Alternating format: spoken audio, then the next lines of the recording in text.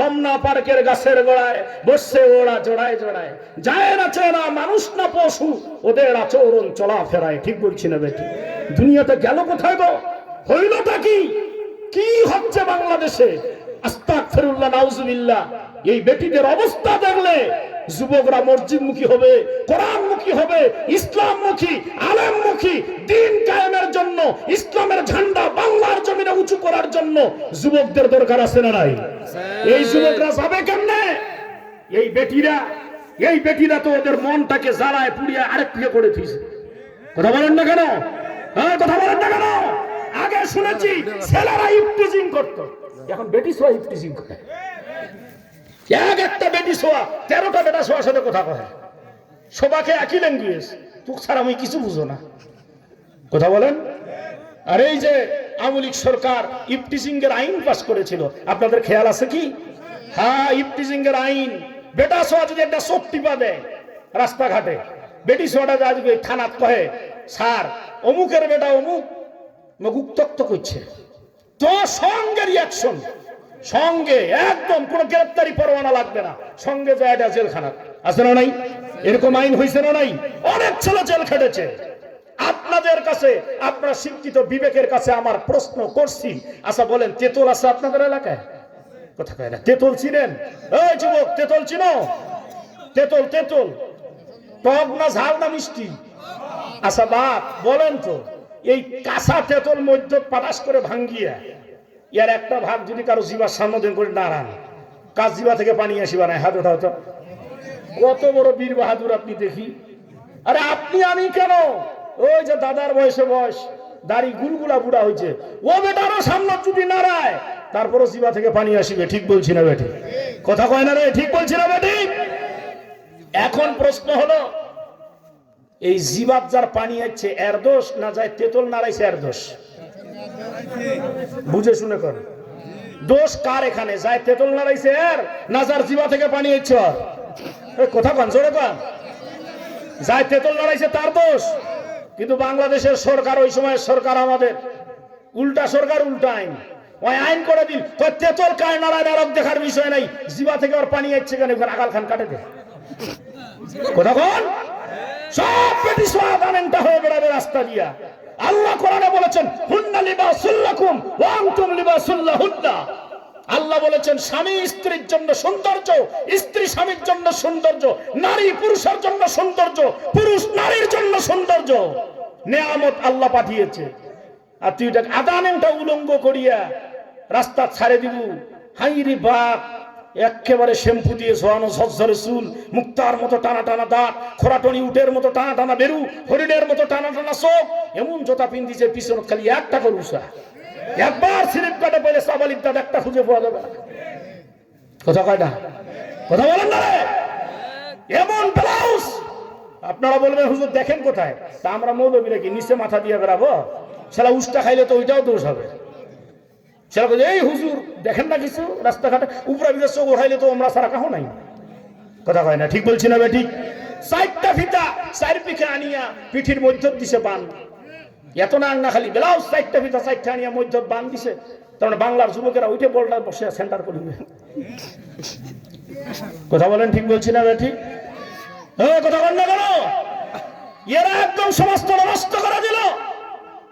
আরে আইন পাস করলো, জিবায় পানি এসেছে কেন, জিবা কেটে দাও। এই মূর্খ সমাজ, এই মূর্খ মন্ত্রী, মূর্খ সরকার।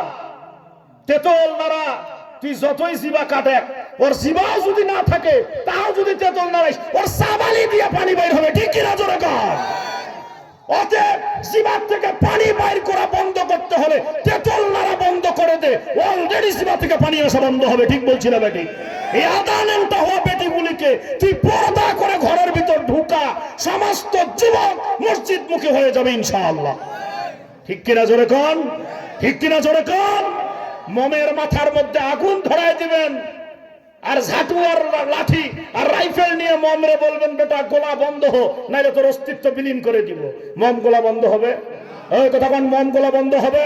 কোনো ধমক, কোনো ঝাড়ু, কোনো রাইফেল লাগবে না। ফু দিয়ে মমের আগালের আগুনটা নিভিয়ে দেন, মম গোলা বন্ধ হয়ে যাবে। এই বেটিগুলিকে পর্দার আড়ালে ঢুকান, সমস্ত যুবক ঠিক হয়ে যাবে ইনশাআল্লাহ। ঠিক বলছি না বে? ঠিক রাগ হইলেন মনে হয় এবার? এই কথা কোন রাগ হইছেন?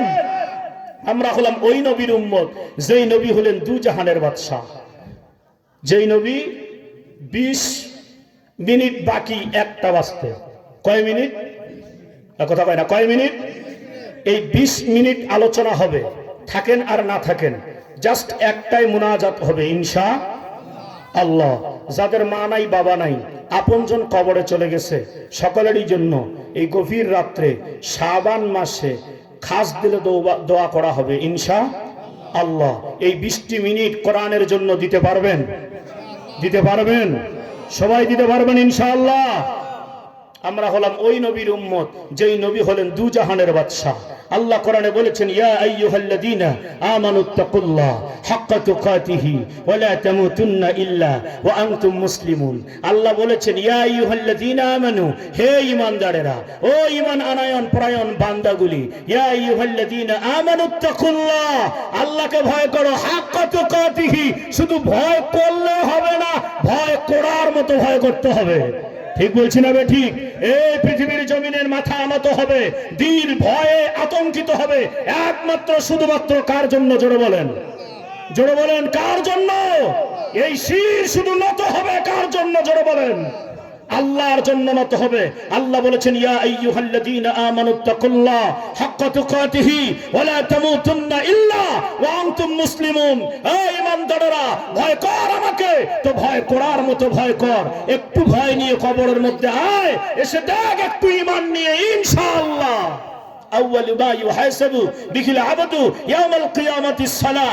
আল্লাহ রাসূল বলেছেন, কিয়ামতের দিন শৈশবকাল বৃদ্ধকাল নয়, বরং নামাজের হিসাব যৌবনকালটা কেমন নামাজ আদায় করেছো এই হিসাব দিয়ে জান্নাতের মধ্যে চলে যাও। হে মুসলমান, তোমার নামাজের হিসাবের মধ্যে যদি তুমি সাকসেস হয়ে যাও, আল্লাহ বলেছে বাকি হিসাব তোমার জন্য সহজ করে দিবে কে? কথা বলেন, কে? আল্লাহ। এই জন্য নামাজটা হলো আমাদের জন্য প্রথম ইবাদত। রাজি আছেন তো সবাই ইনশাআল্লাহ? সবাই রাজি আছেন তো ইনশাআল্লাহ? আর সমাজের নীতি ন্যায় প্রতিষ্ঠিত করার দায়িত্ব কার? কথা বলেন, কার? এটা দায়িত্ব আল্লাহ আমাদেরকে দিয়েছে। চেষ্টা করতে হবে না আমাদেরকে? কথা বলেন, চেষ্টা করতে হবে না? এবার আসুন, আমার নবী খুবই অসুস্থ, একদম মৃত্যুর শয্যায়। এই আলোচনাটা করেই দোয়া হবে, শুনবেন তো ইনশাআল্লাহ? ঠিক। দিলটাকে একটু নরম করেন। দেখেন না, নবীর মহাব্বতে এক ফোঁটা পানি চোখ থেকে আসে নাকি? যদি বাইর করতে পারেন আজকের মাহফিলে, এই এক ফোঁটা পানি দিয়ে আল্লাহ কিয়ামতের দিন জাহান্নামের আগুনকে নিভায়া দিবে আপনার ইনশাআল্লাহ। পারবেন তো ইনশাআল্লাহ? নবীর মহাব্বতে পারবেন? একটু দিল করে সব বাদ দিয়ে দেন। মনে করবেন আমার জীবনে কেউ নেই, বিবি বাল বাচ্চা স্ত্রী সন্তান বাড়ি ঘর জায়গা জমি ব্যবসা বাণিজ্য চাকরি কৃষি, আমার কিচ্ছু নাই। এই 20টা মিনিট মনে করে চলেন, নবীর দিকে নিজেকে রুজু করে দেন। নবী আমার প্রচন্ড অসুস্থ, মানে একেবারে প্রচন্ড জ্বর শরীরের মধ্যে, দাঁড়ায় থাকতে পারে না। স্বাস্থ্য ভাই হযরত ফজল ইবনে আব্বাস রাদিয়াল্লাহু তাআলা আনহু, কি নাম? মুখস্থ করেন ওয়াজ। নবীজির স্বাস্থ্য ভাইয়ের নাম কি? হযরত ফজল ইবনে আব্বাস রাদিয়াল্লাহু তাআলা আনহুকে আল্লাহর নবী ডাক দিলেন, ফজল রে এদিকে আসো। সামনে এসে বলতেছি, ইয়া রাসূলুল্লাহ, ইয়া হাবিবাল্লাহ। কি বলেন? কয়, আমি তো দাঁড়ায় থাকতে পারতেছি না, প্রচন্ড জ্বর, অসুস্থ, তুমি আমারে ধরো। কিতাবের মধ্যে এসেছে তুমি আমারে ধরো, তাফসীর কারক লিখেছেন তুমি আমাকে কি ধরো। কুল ইন কুনতুম তুহিব্বুনাল্লাহ ফাত্তাবিউনি ইউহিব্বুকুমুল্লাহ ওয়া ইয়াগফির লাকুম যুনুবাকুম ওয়াল্লাহু গফুরুর রহিম। আল্লাহ এখানে বলেছেন নবীর কথা একরকম, আরেক জায়গায় যায় বলেছেন ওয়া মা আরসালনাকা ইল্লা রাহমাতাল লিল আলামিন। সুবহানাল্লাহ বলেন। আল্লাহ বলেছে, ও দুনিয়ার মানুষ, আমার নবীকে শুধু মানুষ এবং জিনের জন্য রহমত হিসাবে পাঠাই দেই, 18,000 মাখলুকাতের জন্য। ওয়া আরসালনাকা ইল্লা রাহমাতাল লিল আলামিন। আমার নবী 18,000 মাখলুকাতের জন্য রহমত। কোন সুবহানাল্লাহ?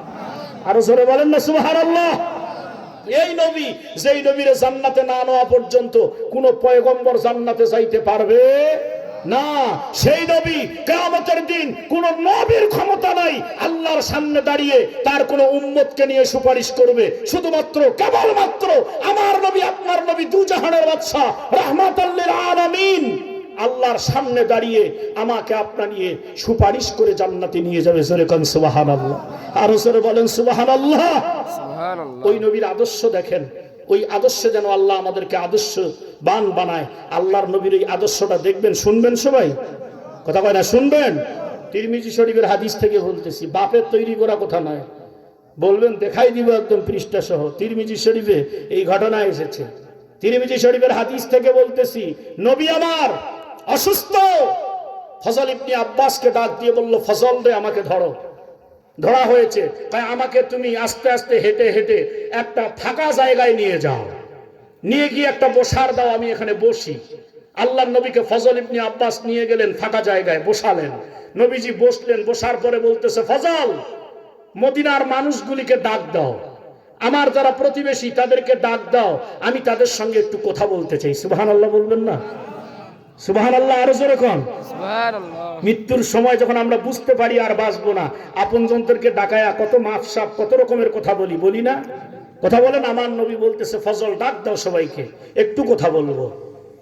আমার ভাই জানেরা, অকালি কাপড়ের মুসলমান যুবক, আমার পর্দার আড়ালের মা, কি বলবো মা তোমার কথা?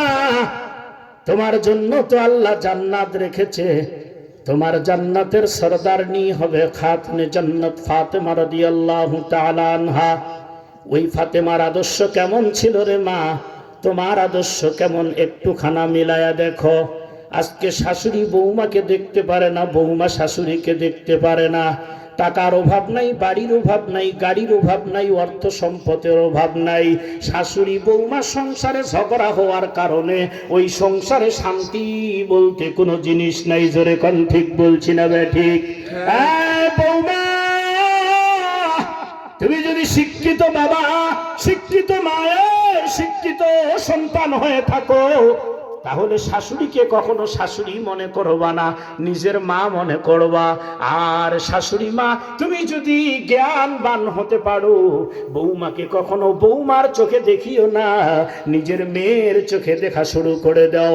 কোনো শাশুড়ি যদি বৌমাকে মেয়ের চোখে দেখা শুরু করে দেয়, আর বৌমারা যদি শাশুড়িকে শাশুড়ির চোখে না দেখে মায়ের চোখে দেখা শুরু করে দিয়ে দেয়, কসম খোদার রে, ওই সংসারে কোনোদিন শাশুড়ি আর বৌমা ঝগড়া হবে না। জোরে কোন ঠিক বলছি না বে ঠিক? কালী কাপুরের মায়েরা, কালী কাপুরের বোন, তোর পায়ে ধরে হাতে ধরি, তোর মতো মায়ের গর্ভে আমার মতো হাজারো ফজলার জন্মগ্রহণ করেছে রে। সংসারেও শান্তি তৈরি করিস না, স্বামীর সঙ্গে খারাপ আচরণ করিস না বাজান রে। দিলের কান লাগা, চক্ষুটা বন্ধ করে মনটারে একটুখানা নরম করে দিয়ে দে। কোন নবীর উম্মত হয়ে দুনিয়ার জমিনে বসবাস করো তুমি? আজকে তো আমার একটু বাড়ি, একটু জমি, একটু ব্যাংক ব্যালেন্স, একটু দল পাওয়ারে আসলে আমার পা মাটিতে পড়ে না, কি করতে চাই, মানুষকে মানুষ মনে করি না। আমার নবী দু জাহানের বাদশা রাহমাতুল লিল আলামিন শাস্তো ভাই হযরত ফজল ইবনে আব্বাসকে ডাক দিয়ে বলল, ফজল রে, যা যা ফজল, আপনজন এলাকার সবাইকে ডাক দে, আমি একটু কথা বলবো। হযরত ফজল ইবনে আব্বাস রাদিয়াল্লাহু তাআলা আনহু সকল মানুষগুলিকে খবর দিয়ে বলল, কে কোথায় আছো রে? আল্লাহর নবী তোমাদের সঙ্গে একটু কথা বলতে চায়, তোমাদেরকে ডাক দিয়েছে, জলদি করে চলে আসো। কিতাবের মধ্যে এসেছে, খবরটি পাওয়া মাত্র মানুষগুলি পাগলের মতো নবীজির কাছে ছুটে এসে নবীজির চতুর্পাশে দাঁড়িয়ে গেছে। জোরে কোন সুবহানাল্লাহ।